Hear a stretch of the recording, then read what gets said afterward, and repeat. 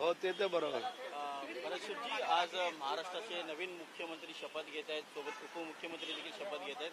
कशा प्रकारे हा शपथविधी सोहळा असेल आणि त्यांच्यासोबत इतर मंत्री जे आहेत ते त्यांचा देखील शपथविधी होणार आहे का? तुम्हाला काय कल्पना देण्यात आली आहे का? अजून तशी काय आम्हाला कल्पना देण्यात आलेली नाही कोणालाही. परंतु आज एक मुख्यमंत्री 2 उपमुख्यमंत्री असा शपथविधी होईल आणि बाकीचा कदाचित 11 तारखेकडं होईल असं आम्हालाही वाटतंय.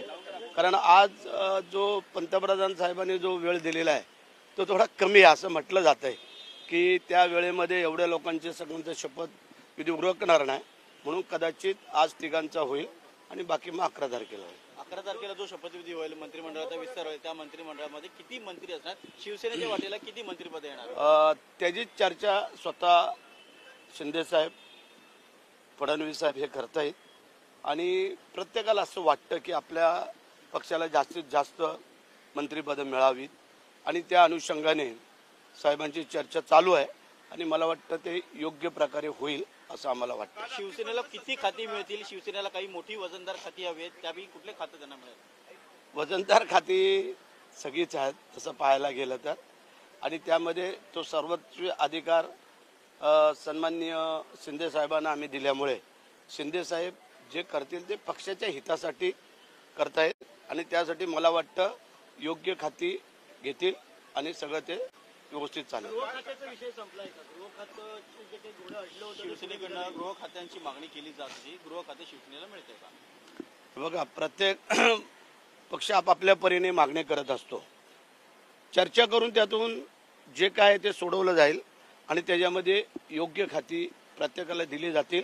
त्यामध्ये जे शिंदे साहेबांनी मागितलेलं आहे त्यावरची विचारविनिमय चालू आहे. कदाचित आज दुपारपर्यंत ते सगळं संपल.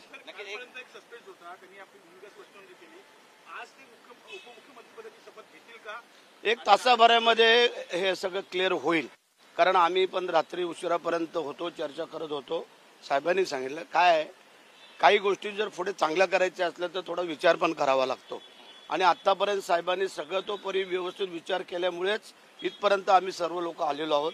त्याच्यामुळे साहेब योग्य विचार करून आज 1 तासाच्या नंतर कदाचित हे सगळे डिसिजन घेऊन सगळं तुम्हाला मोकळं करून. शिवसेनेच्या सर्व आमदारांचा, नेत्यांचा एक आग्रही भूमिका आहे की एकनाथ शिंदे यांनी मंत्रिमंडळात राहावं आणि त्यांनी उपमुख्यमंत्रीपद घ्यावं. हा बरोबर आहे. आमचे सगळ्याच आमदारांचं म्हणणं आहे की साहेबांनी सत्तेमध्ये राहूनच सगळ्याला सामोरं जावं, ही आमच्या सगळ्या आमदारांची मागणी आहे. संजय राऊत म्हणतात की एक दिवस भाजप शिवसेना संपवेल, म्हणजे शिंदेचा पक्ष संपवेल. मी नेहमी सांगत आलेलो आहे की संजय राऊतनी बोलतच राहावं, कारण तो जेवढं आतापर्यंत बोललाय त्याच्या उलटच होत गेलेलं आहे.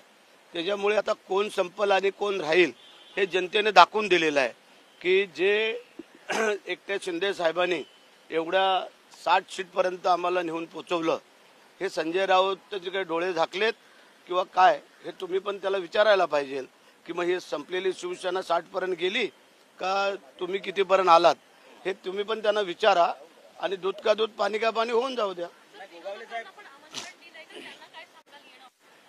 विरोधकांना सगळ्यांना निमंत्रण दिलं जातं. येणं न येणं हे प्रत्येकाच्या मनावरती आहे, परंतु आपलं कर्तव्य आहे की सगळ्यांना ते निमंत्रण दिलं जातं आणि त्याच्यामध्ये आले तर ठीक आहे, ना आले तर ठीक. माजी मुख्यमंत्री उद्धव ठाकरे यांना देखील निमंत्रण दिले गेले. माजी मुख्यमंत्री उद्धव ठाकरे यांना देखील सगळ्यांना निमंत्रण दिलेलं आहे आणि जे येतील ते तिथं हजर आपल्याला दिसतील ना सगळे. जे नाही येतील ते नाही येतील. दरवेळेस तुम्हाला मंत्रिपदाची उलगावणी दिलेली एकंदरीत पाहायला मिळते. मागच्या वेळेस पण तुम्ही तयार होतात तोड ठेवून, यावेळेस नेमकं काय होतं? आत्ता जो काय चर्चा चालू आहे त्या चर्चेअंती हा तिढा सुटेल आणि ह्यावेळेला आम्हाला संधी मिळेल असं आम्हाला वाटतंय. कारण साहेब जे काय चर्चा करतायत ते पक्षहितासाठी, आमच्यासाठी ते करतायत.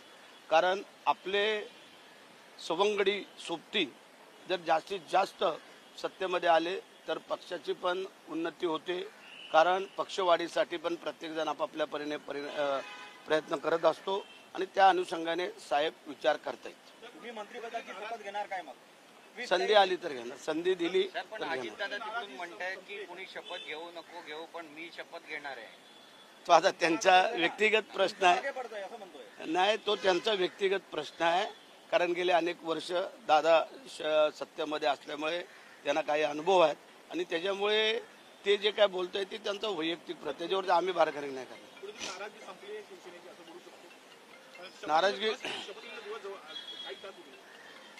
नाराजगी संपली म्हणूनच काल जाऊन राज्यपालांना साहेबांनी स्वतः सांगितलं की आम्ही भारतीय जनता पार्टीच्या होणाऱ्या मुख्यमंत्र्यांना पाठिंबा देतोय. हे काल स्वतः साहेबांनी सांगितलं. साहेब, जशी तुमची अवस्था आहे, तुम्हाला मंत्रिपदाची इच्छा आहे, तशी दादांची पण अवस्था महाराष्ट्रात झाली म्हणून 6व्यांदा उपमुख्यमंत्री पद भेटलं. गाडी काय पुढे जात नाही. हा, ते रेकॉर्ड वीरच आहेत ते, त्यामुळे तो काही प्रश्न नाही आहे. त्यांनी स्वतःच काल सांगितलं आणि त्यांनी उपमुख्यमंत्री पदावरती समाधान मानलं. हे तुम्हाला काल कळलं की मी 5 वर्ष उपमुख्यमंत्री राहणार, हे तुम्हाला सगळ्यांना त्यांनी सांगितलेलं आहे. त्यामुळे त्याच्यामध्ये खोलात न जाणं बरं आहे. त्यांनी उपमुख्यमंत्री बघा, फडणवीस उपमुख्यमंत्री होते आणि मुख्यमंत्री पदाची शपथ घेत आहेत, पण दादांची सुप्त इच्छा नेहमी राहिली आहे की त्यांनी मुख्यमंत्री व्हावं म्हणून. इच्छा सगळ्यांचीच वाटते, पण ती निवडून येईल. नाही, सत्यात उतरायला पाहिजे. तर त्यांनी जे काय स्वीकारले ते त्यांच्या पक्षाचा प्रश्न आहे, त्यामध्ये आम्ही काय बोलणार नाही आहे. आम्ही आमचे मुख्यमंत्री म्हणजे एकनाथ शिंदे साहेब हे स्वतः जे काही निर्णय करतील, निर्णय घेतील, त्यांची आमची ती बांधिलकी राहणार आहे. दुसऱ्याच्या पक्षाबद्दल बोलून आम्हाला कशाला तुम्ही लोक कोड्यात टाकता. साहेब, पण या निकालामुळे सगळ्यांची झोप उडाली असं म्हणा, आणि विशेष करून ज्यांना मंत्रिपदाची अपेक्षा आहे त्यांना, कारण अशी परिस्थिती आहे की यामध्ये काही होऊ शकतं. झोप नुसती उडाली नाही, खडकान झोप उडालेली आहे. लक्षात आलं का? खडकान.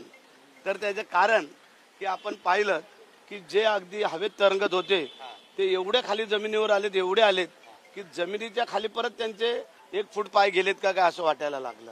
कारण त्यांनी जे वक्तव्य केली होती आणि जे बोलत होते, जे सांगत होते, ते जनतेने आणि लाडक्या बहिणींनी दाखवून दिलं की हे जे काही काम आहे हे महायुतीने केलेली कामं आहेत, महायुतीने दिलेला लाभ आहे. त्याच्यामुळे पुन्हा महायुतीला संधी देणं हे प्रत्येकाने आपलं आद्य कर्तव्य समजलं आणि ती देण आम्हा मंडळींना महायुतीला मिळालेली आहे. आता पुन्हा एकदा चांगल्या प्रकारचं 5 वर्ष आम्ही सर्व काम करू. सर्व जुळून येईल असं वाटतं का? मंत्रिपदाचा हो हो, सगळं जुळून येणार ना. जुळून येण्यासाठीच तर लोकांनी निवडून दिलंय ना. लोकांचा पण अंत किती पाहायचा हे ठरल्यामुळेच आज शपथविधी होतोय. आणि आज शपथविधी झाला, जर आज तिघांनीच घेतला तर बाकी उर्वरित 11 तारखेपर्यंत होईल असं म्हटलं जातंय.